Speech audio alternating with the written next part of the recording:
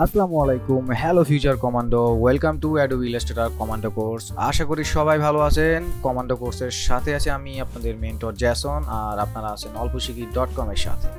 তো কথা না বাড়িয়ে চলুন শুরু করে দিই আজকের ক্লাস, এবং olposhikhi.com এর সাথে অল্প করে রোজ শিখি।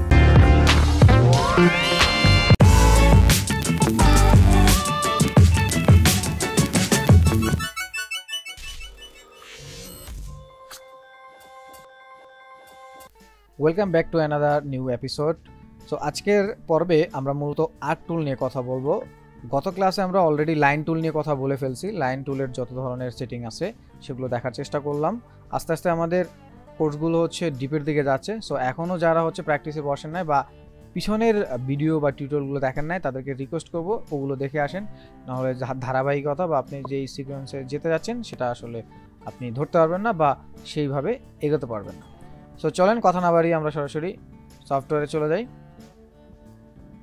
ওকে, তো আমরা কিবোর্ড থেকে আমাদের ব্যাকস্ল্যাশ যে আইকনটা বা বাটনটা আছে সেই বাটনটা প্রেস করলে আমরা লাইন সেগমেন্ট টুলসে চলে যাব। সো লাইন সেগমেন্ট টুলসের মধ্যেই দেখবো আমরা আর্ক টুলস নামে একটা অপশন আছে। সো আর্ক টুলসটা লাইনের মতোই, তবে এটা একটু বাঁকা। মানে আমরা যদি একটা বৃত্তকে 4 ভাগ করি, সেই 4 ভাগের 1 ভাগের যে আইকনটা আছে সেই আইকনটা আসলে বা অংশটা আছে সেটার মতো এই আর্ক টুলসটা কাজ করে।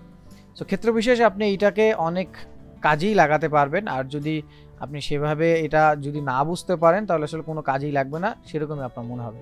তো চলুন আমরা কিছু ব্যবহার দেখার চেষ্টা করব এবং কিছু টিপস অ্যান্ড ট্রিক্স আপনাদেরকে বলে দেবে এই টুলসটা। সো আর্ক টুলসটা নিলাম। তো নর্মালি আপনি জাস্ট মাউসের লেফট ক্লিক করে ড্র্যাগ করলে দেখবেন এরকম বাঁকা একটা লাইন তৈরি হচ্ছে।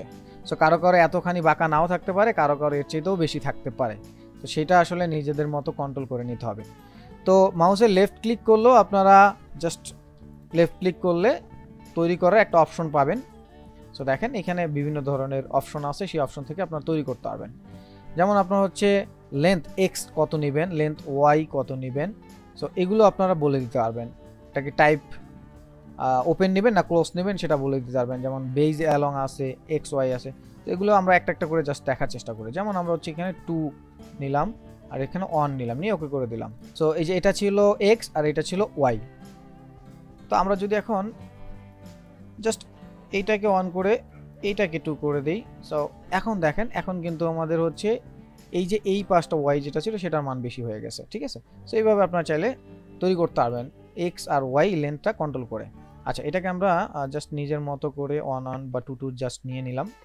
আচ্ছা, এরপর হচ্ছে টাইপ ওপেন এবং ক্লোজ। সো আমরা একটু আগে যেটা নিচ্ছিলাম এটা কিন্তু ওপেন। এখন যদি আমি দেখেন একটু ড্রয়িং করার চেষ্টা করি বা ওকে করে দিই, সো খেয়াল করলে দেখবেন এই যে এটা কিন্তু ওপেন। আমি যদি একটু মোটা করে নিই স্ট্রোকটা, সো দেখেন এটা কিন্তু ওপেন। আচ্ছা, তো এই অবস্থায় আমরা যদি আবার ক্লিক করে এটাকে ক্লোজ করে দিই, সো ক্লোজ করে এখন ওকে করে দিই, সো এখন দেখেন আমাদের যে আর্ক টুলসটা ছিল সেই আর্ক টুলসের যে বাঁকা অংশটা মানে স্লপ বা ঢাল যেটা আছে সেই ঢালটা যতটুকু আছে ততটুকু রেখে বাকিটা কিন্তু ক্লোজ করে দিছে। ঠিক আছে, mouse left click just close করে দেবেন। এরপর হচ্ছে বেজ অ্যালং।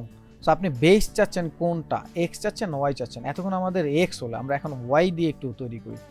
সো এটা এক্স এর, এগুলো এক্স এর, সো এখন আমরা একটু ওয়াই দিয়ে দেখব।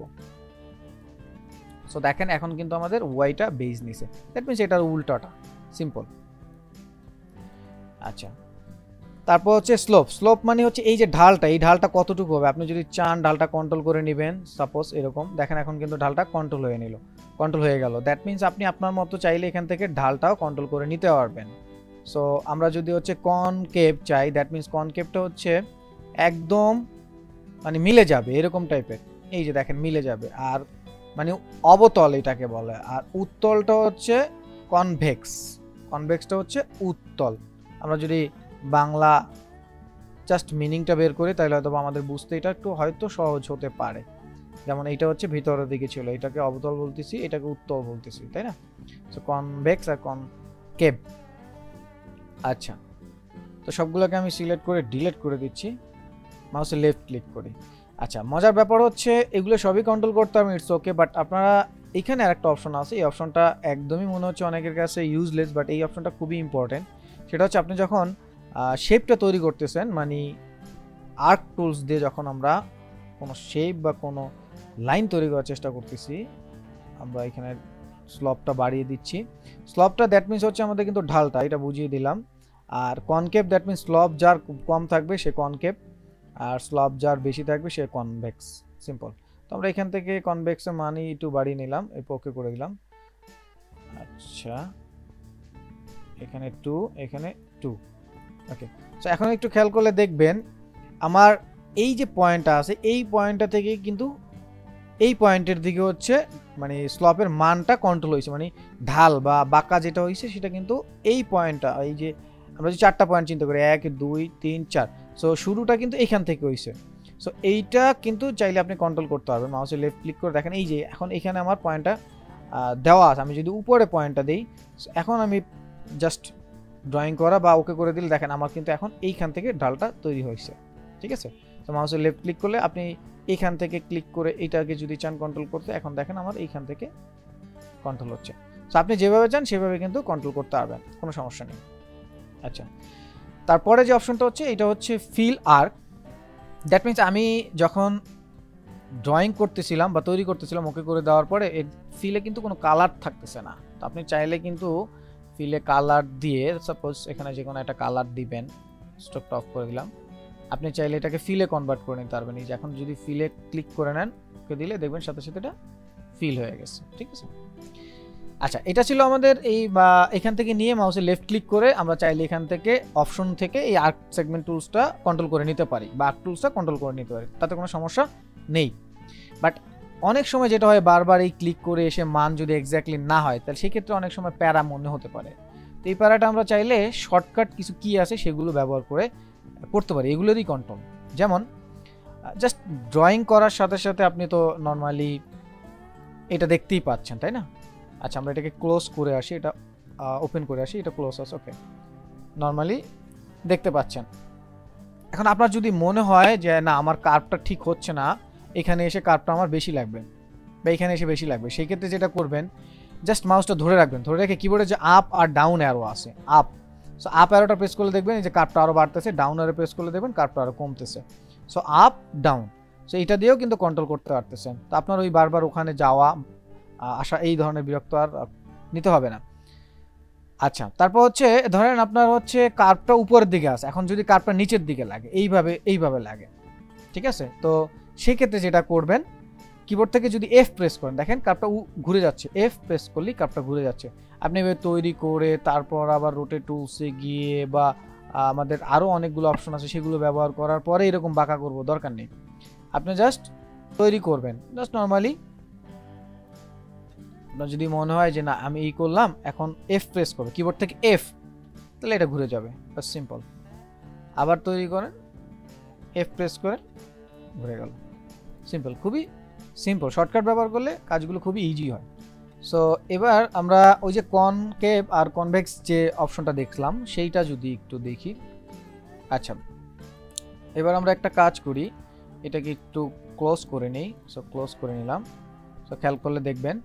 আচ্ছা, এখন আমরা কিবোর্ড থেকে যখন আমরা এফ প্রেস করতেছিলাম এটা ঘুরতেছিল, ওকে ডান, এটা ঘুরতেছিল মানে কার্ভটা ঘুরতেছিল। ওকে, সো এখন আমি কিবোর্ড থেকে যদি সি প্রেস করি, দেখেন এটা কিন্তু ক্লোজ ওপেন, ক্লোজ ওপেন। তো দ্যাট মিনস এই যে আমি একটু আগে যে আমি ক্লোজ ওপেনের ব্যাপারটা আমি ম্যানুয়ালি গিয়ে করলাম, সেটা কিন্তু আমার হচ্ছে কিবোর্ডের সি আর মানে জাস্ট মাউসটা ধরে রেখে সি প্রেস করলেই হবে। তো সেটা করলে কিন্তু আমরা আমাদের মতো খুব ইজিলি কাজ করতে পারতেছি, বারবার আমাদের এই সেই অপশনটায় আর যাওয়ার দরকার হচ্ছে না, সি প্রেস করতেছি। ঠিক আছে, আচ্ছা, তো ওই যে হচ্ছে কনভেক্স আর কনকেভের যেটা দেখলাম সেটার জন্য জাস্ট কি করব, এক্স প্রেস করব, নর্মালি এক্স। দেখেন এক্স প্রেস করলে কিন্তু কনকেভ যে অপশনটা আছে সেটা ব্যবহার করতে পারতেছি। সি প্রেস করলে কি হচ্ছে ক্লোজ আর ওপেনের ব্যবহারটা করতে পারতেছি। আর এফ প্রেস করলে কি হচ্ছে কার্ভটা জাস্ট ঘুরে যাচ্ছে, কার্ভের অ্যাঙ্গেলটা ঘুরে যাচ্ছে। ঠিক আছে, তো আগে যেই কাজগুলো আমরা ম্যানুয়ালি করলাম সেটা কিন্তু আমরা এইভাবেও করতে পারি, খুবই ইজি একটা প্রসেস। ঠিক আছে, সি প্রেস করবো, ক্লোজ হয়ে যাবে। ওকে, এখন যদি আপনারা ছাতা তৈরি করেন সাপোজ, সো এখান থেকে ছাতা তৈরি করেন, ছাতার যে কার্ভগুলো আছে সেগুলো তৈরি করেন, খুব ইজিলি কিন্তু সেগুলো তৈরি করতে পারবেন। দেখেন আমি ছাতার একটা কার্ভ তৈরি করার চেষ্টা করতেছি, এটাকে জাস্ট অল্টার ধরে কপি করে এটা জাস্ট রাইট ক্লিক করে এখান থেকে রিফ্লেক্ট করে নিলাম। ওকে, নাও সি আমাদের ছাতার যে ঢেউগুলো, এখন ঢেউগুলো দিলেই একটা ছাতা তৈরি হয়ে যাবে, তাই না? জাস্ট এটাকে উপরের দিকে নিয়ে যাচ্ছি, সিম্পল।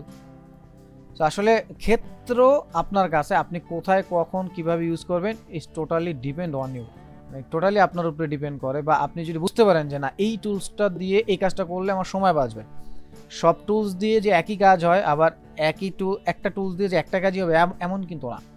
আপনি চাইলে একটা টুলস দিয়ে বিভিন্ন কাজ করতে পারেন বা বিভিন্ন টুলসের কাজ করতে পারেন। তো যেই টুলসের কাজ যেটা দিয়ে হয় সেটা দিয়ে করলে সময় বাঁচে। এই আপনি যদি ধরেন এই কার্ভটাই চান, সেটা যদি পেন টুল দিয়ে করেন বা অন্য কোনো টুল দিয়ে ক্লিক করে এখানে একটা ক্লিক করে এখানে টান দিতে হবে, বাট আর্ক টুলসটা জাস্ট সময় বাঁচায় দেবে। এই ঠিক আছে।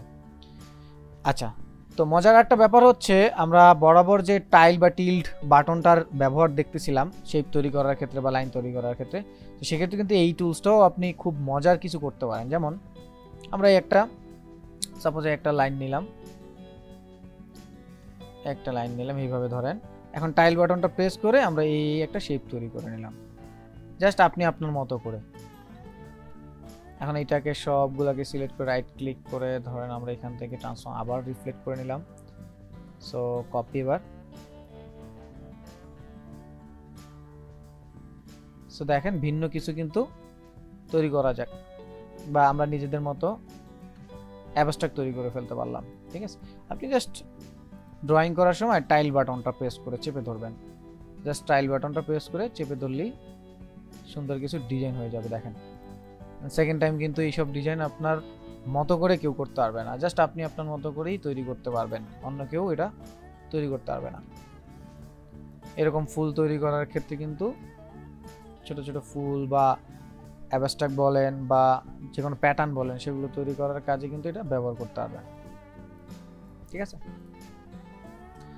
তো আশা করি এই টুলসটার যতটুকু ডিটেলস দরকার ছিল ততটুকু ডিটেলস দেওয়ার চেষ্টা করছি। বাকিটা আপনারা প্র্যাকটিস করতে বসলেই সলভ হয়ে যাবে। আর যদি কারো কোনো কোশ্চেন থাকে অবশ্যই কমেন্ট বক্সে কোশ্চেন করবেন। তো ফিউচার কমান্ডো আজকে এই পর্যন্ত শিখি। যারা শেষ পর্যন্ত ছিলেন তাদের কমান্ডো স্যালুট। দেখা হচ্ছে পরবর্তী ক্লাসে। ততক্ষণ পর্যন্ত ভালো থাকুন, সুস্থ থাকুন আর বেশি বেশি প্র্যাকটিস করুন। And don't forget to subscribe olposhikhi.com।